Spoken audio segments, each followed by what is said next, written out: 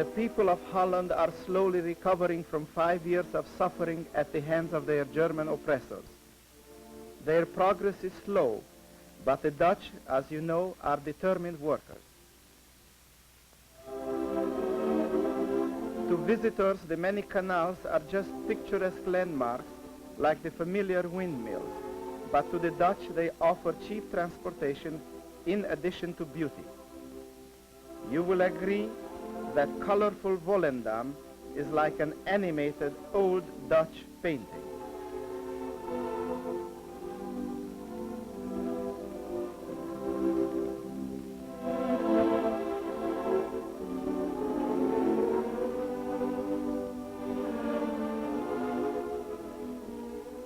Have forgotten the Germans' atrocious behavior during the war.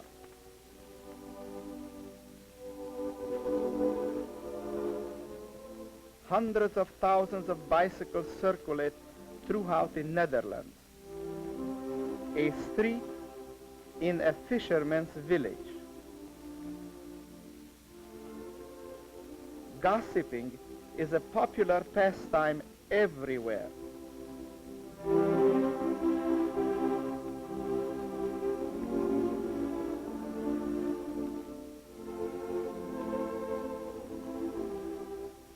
In the spring, the Dutchman's fence to eating herrings.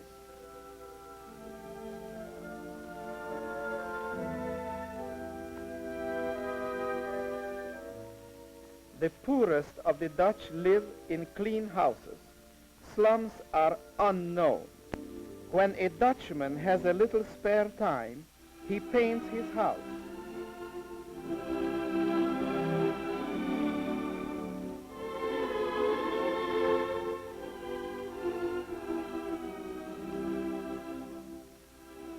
On Sunday afternoons, everybody in Holland participates in the inexpensive pleasure of touring the countryside on bicycles.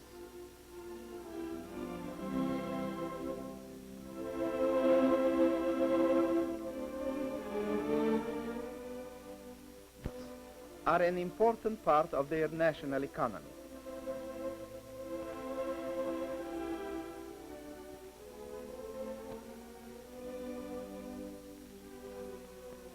The town of Alp is several hundred years old. Its houses are not only colorful, but practical, despite their age.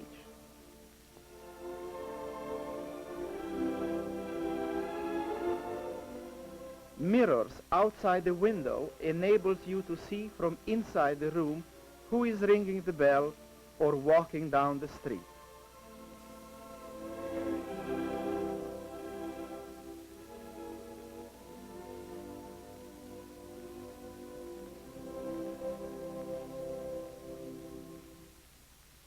The centuries-old cheese market held every Friday morning is Alkmaar's principal claim to fame. Hundreds of visitors come to see the colorful sight of this ancient cheese market.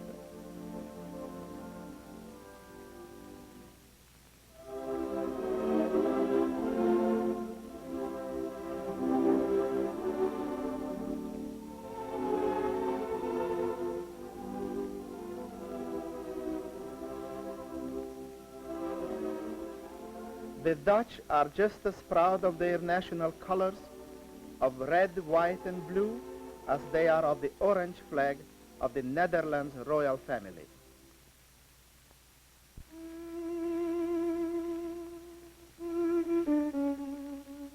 The Parliament building in Budapest is a monumental reminder of the days when Hungary was considerably larger and certainly more independent than it is today. Although badly damaged during the war, Budapest public services are now fully restored.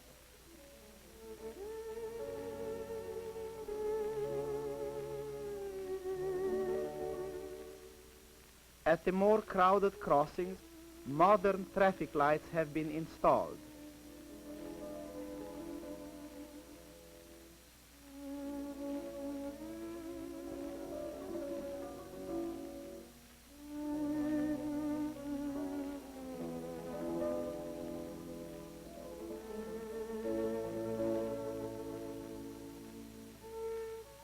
In summer, corn on the cob is among the few small luxuries of the Hungarian city dweller.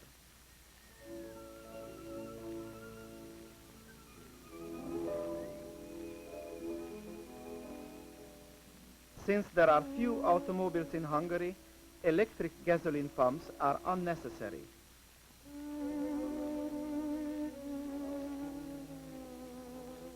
Communism in Hungary has not been able to eliminate the plight of the relatively large number of beggars.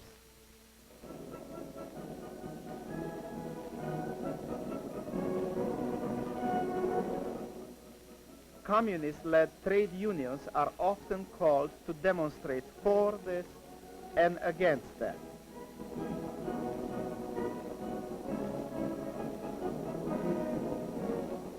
As you can see, the sidewalks are not overly crowded with spectators.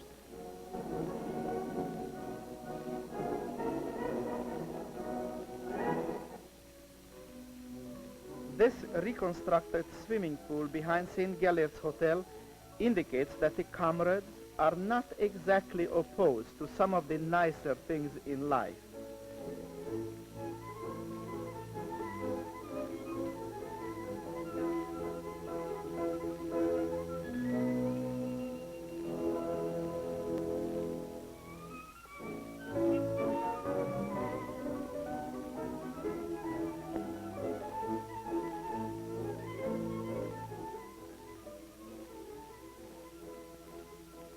Lack of steel slows up the rebuilding of many ruined bridges.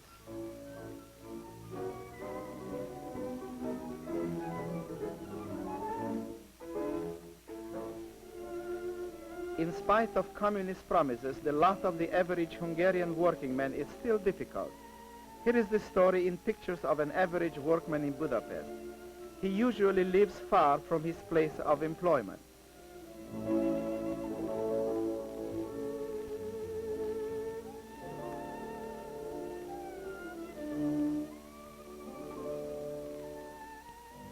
His factory is not too well lighted.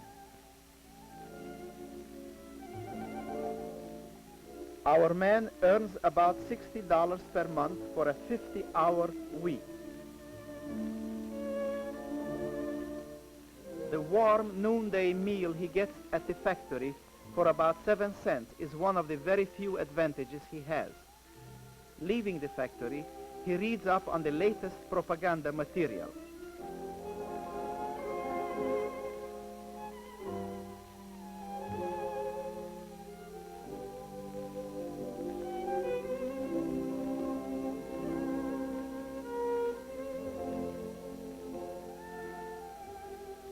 Before going home, he visits his trade union headquarters. Hungarian Workers Party, the sign reads. The word communist is less and less frequently used. The pictures are those of the more important Hungarian communist leaders.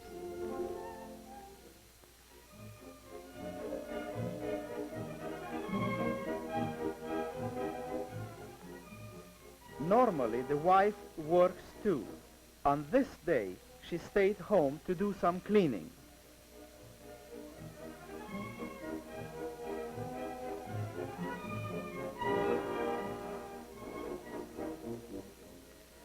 Nobody was more glad of this than the 2 children in the family who got an extra fine meal that day.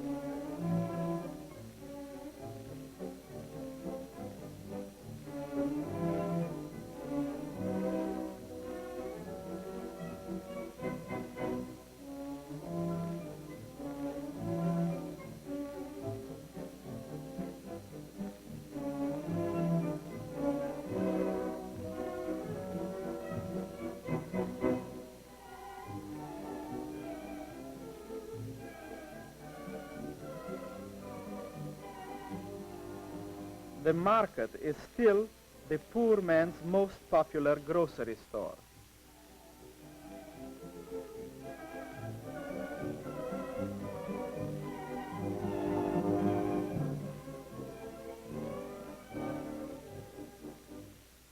Meat is back on the hook, but prices are still high. Not so many customers.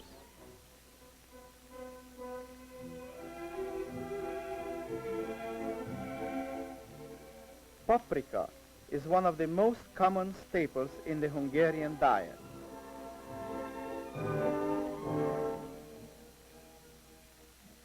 Hungarians like bright colors even in their kitchenware and pottery.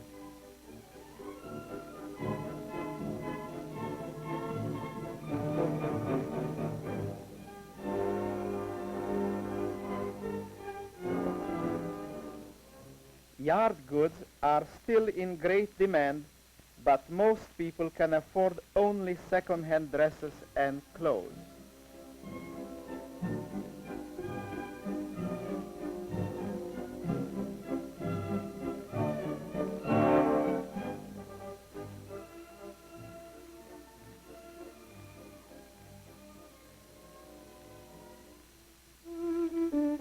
The ruined buildings of Budapest are gradually cleared, but the work is slow because it has to be done mostly by hand.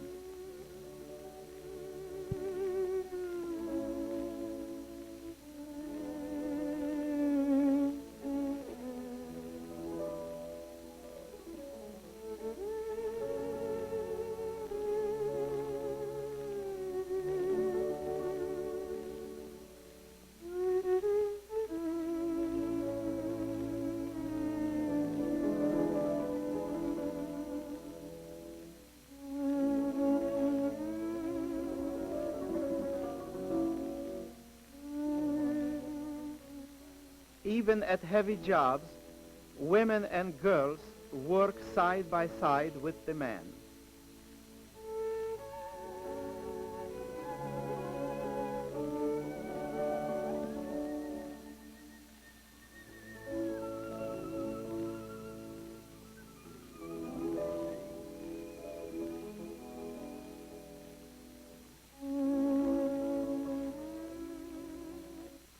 This interesting scene with modern apartment house buildings on one side and the extremely primitive way the working man lives right next door offers a sharp contrast in communist Budapest today.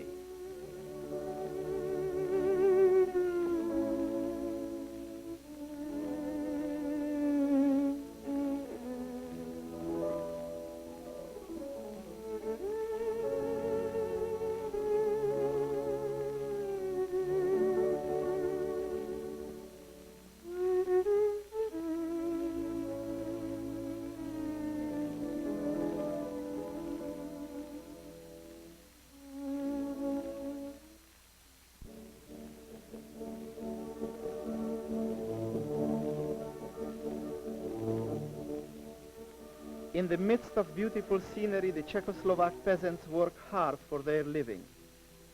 Electricity and other modern conveniences gradually are brought into many villages, but most of the work is done by centuries-old methods.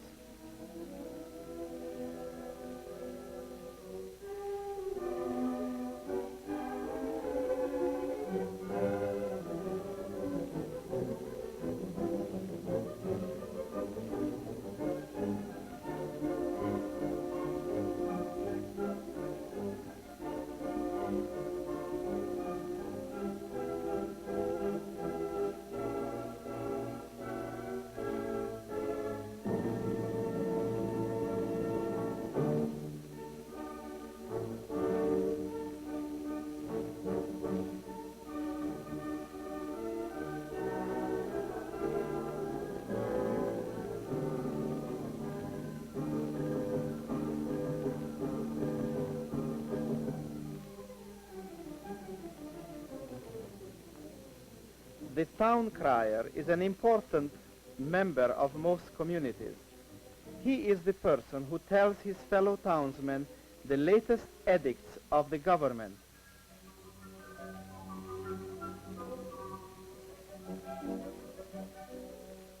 Growing of flax is an important part of Czechoslovak agriculture.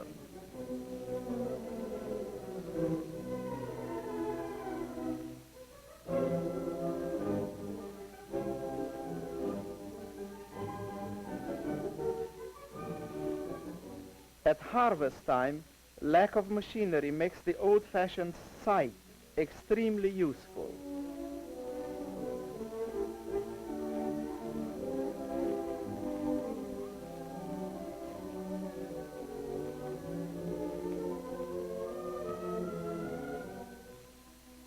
Here and there, one can see some mechanical harvesting and on more rare occasions, even tractors.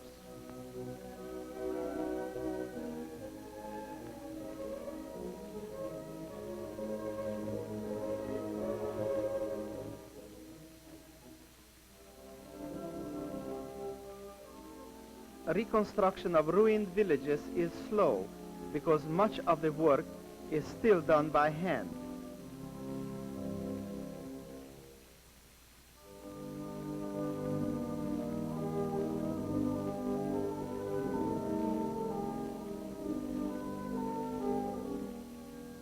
This family is building a new house from old bricks reclaimed from ruined buildings.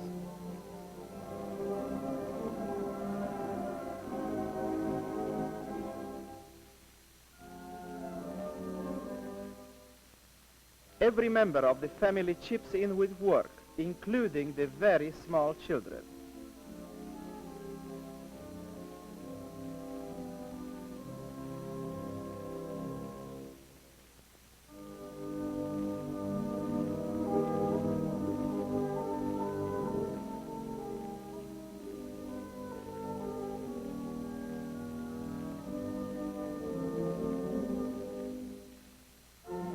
In contrast with the very simple village homes, the new schools are modern and spacious.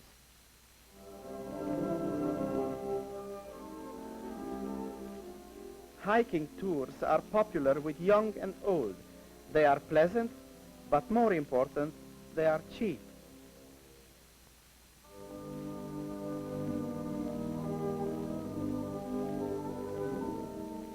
Religion plays a very important role in the rural sections of Czechoslovakia. In this Slovak village, the Catholic Church was filled to capacity on a Sunday afternoon.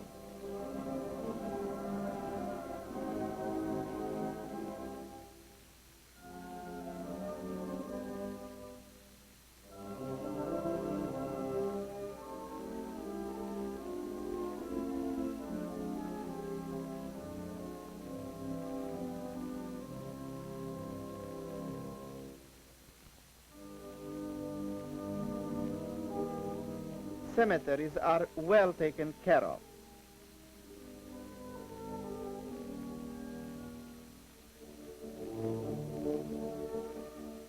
In road building, as well as in other heavy work, women do an equal share with men.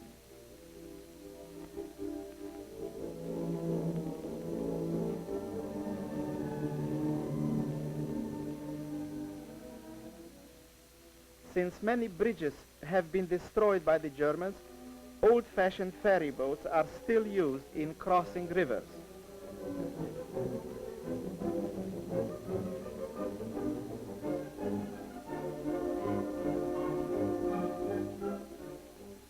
In July of 1948, I saw Prague, capital of Czechoslovakia, gaily decorated.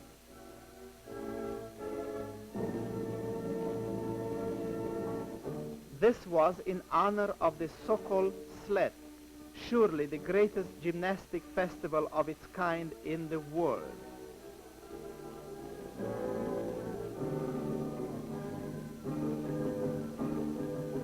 Welcome to the 11th Great Sokol Festival, the sign reads.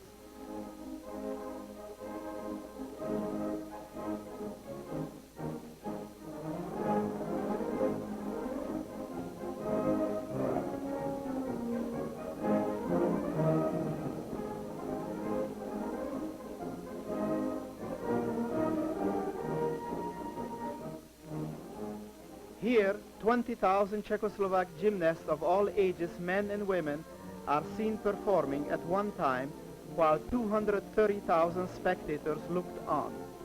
Every day for 7 consecutive days, the Sokols put on a show like this, lasting. Nearly 2 million visitors came to Prague to see 500,000 gymnasts perform.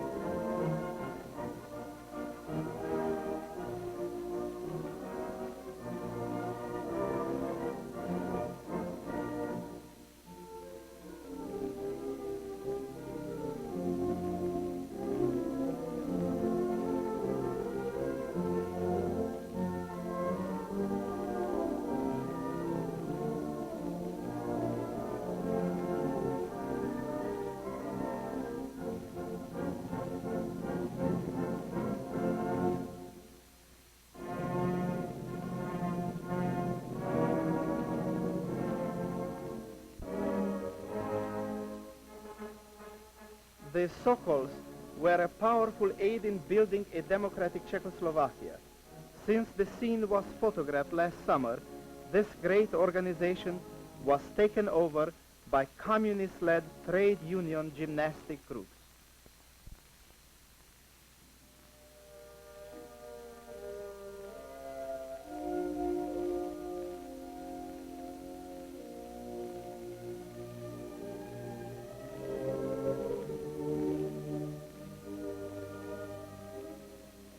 To the average tourist, Italy is a succession of ancient monuments, churches, restaurants, sidewalk cafes, and beautiful scenery.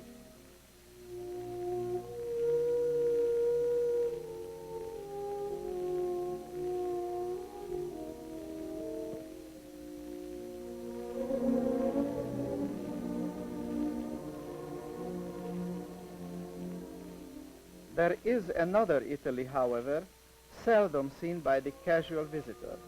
It consists of narrow streets in the cities, simple villages in the country, both populated with people barely making a living.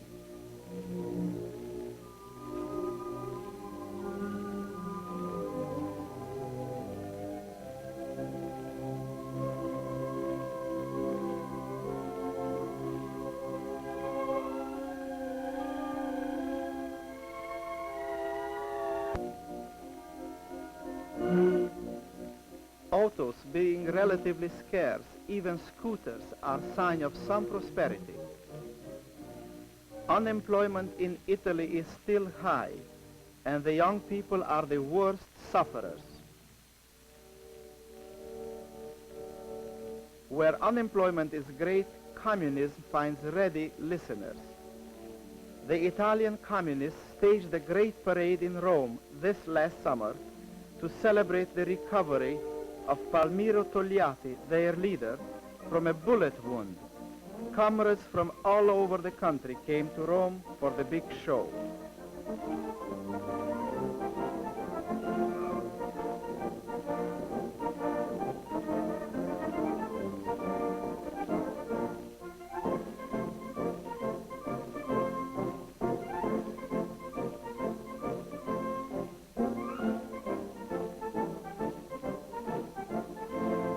The leaders of the Communist Italian Party.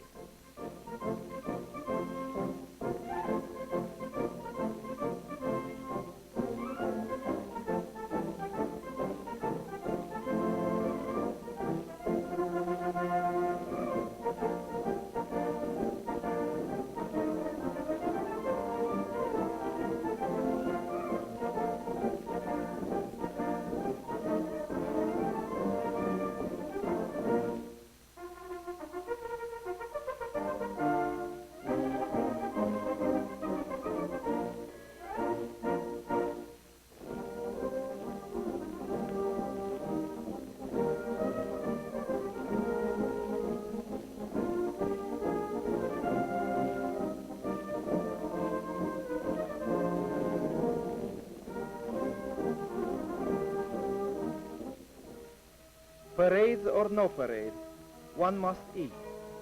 The markets of Italy provide a meeting place for the poor and rich alike.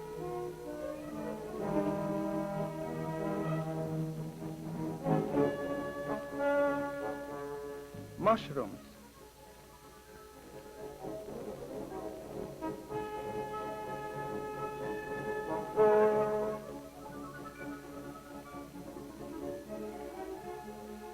Much of the soap is homemade.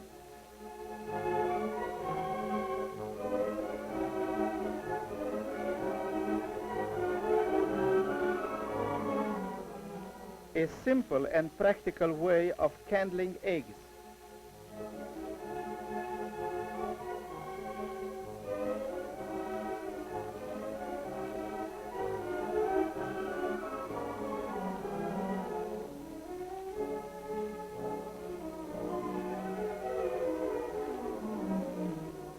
On Sunday afternoon, thousands of people visit the parks and zoos in the larger cities.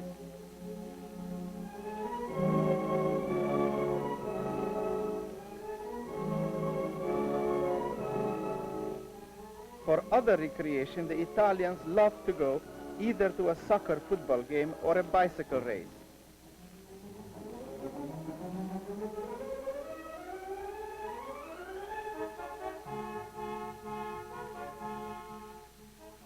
Carnivals are popular in small and large cities alike.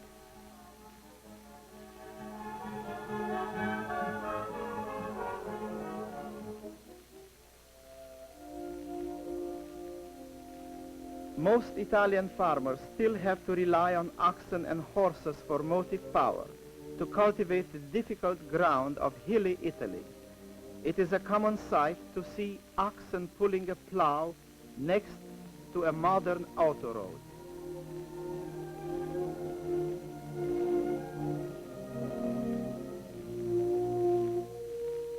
Shaking off the pulp of the flax is the first step in making Italian linen.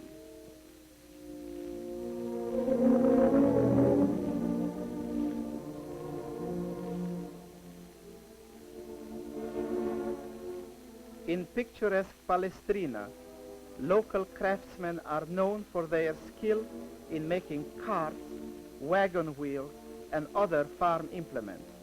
Lacking machinery, they have to use ancient methods of manufacture. Chips of wood are placed over a steel tire. The fire makes the metal tire nearly red hot.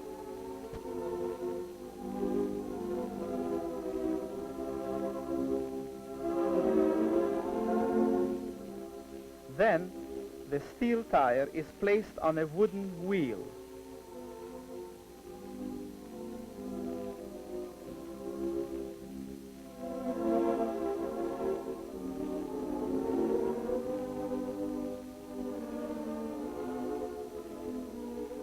The cold water not only prevents the wood from burning, but also contracts the steel band.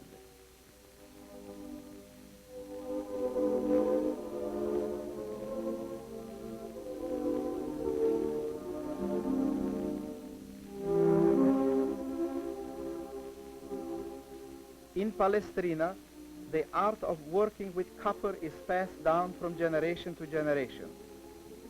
Here are the grandfather, his son, and his grandson.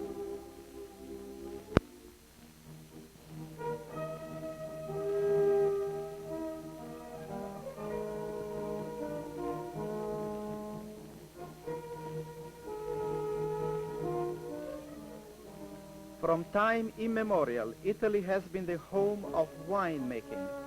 To the Italians, wine is not only a drink, but a cardinal part of their daily diet. In rural sections of Italy, the method of making wine has not changed much from that used in Roman times.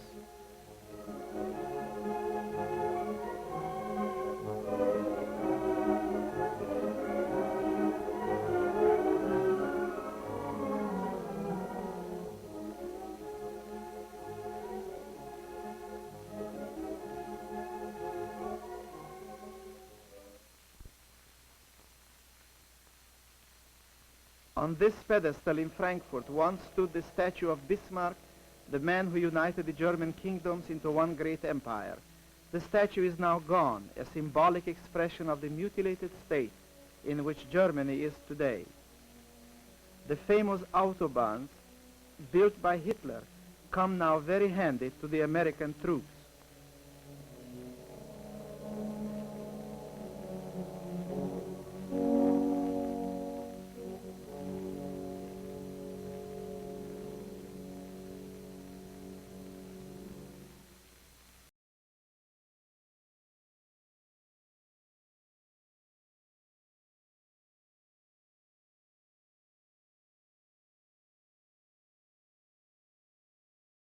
That nearly destroyed all of Germany.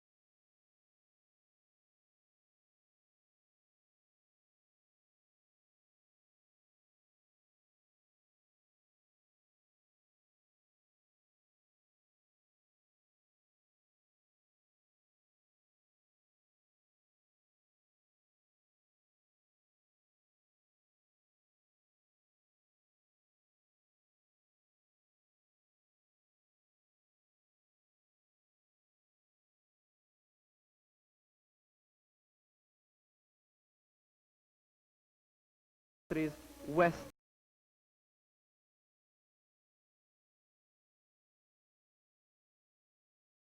Once the largest in Frankfurt, began to emerge from the ruins. The wing was already put in operation recently.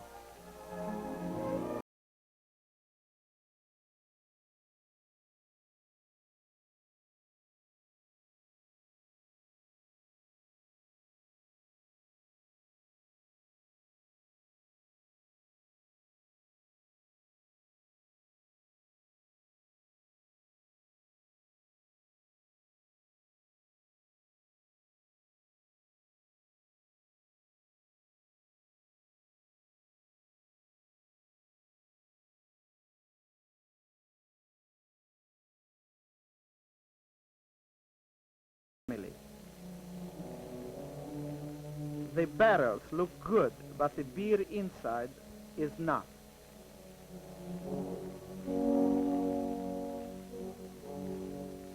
Market houses in most places in Germany are still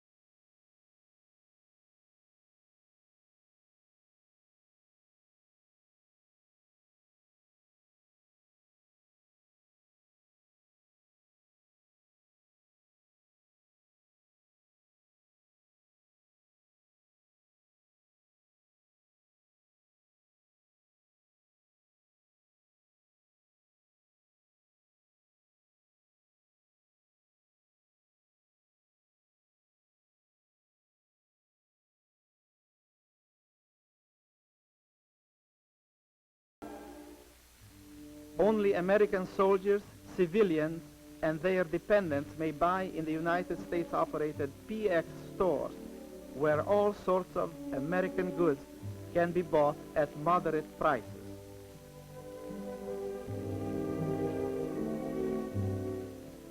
This fellow is very proud of his 15-year-old car.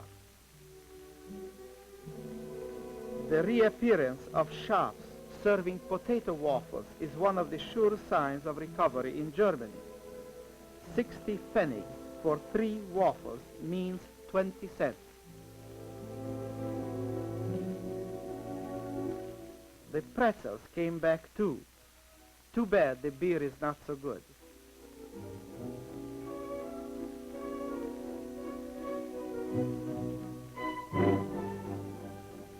A fair was held this summer in Frankfurt to display some of the goods that can be purchased now in Germany.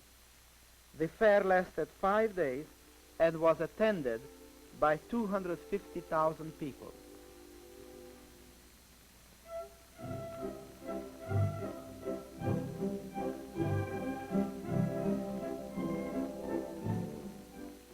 Germans eagerly seek any sort of entertainment. Handball matches are especially popular. Well-fed country teams usually defeat the less nourished city boys.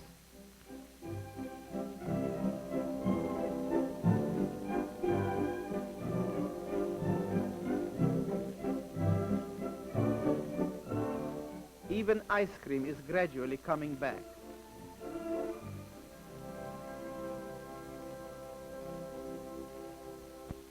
But come Monday, and the Germans start their drab life all over again.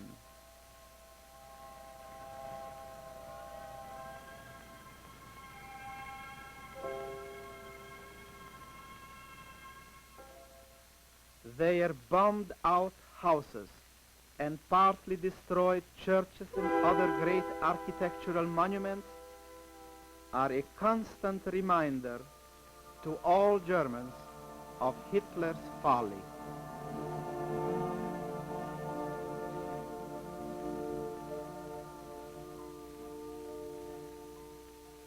The second-hand market is the only kind most Germans can afford to patronize today.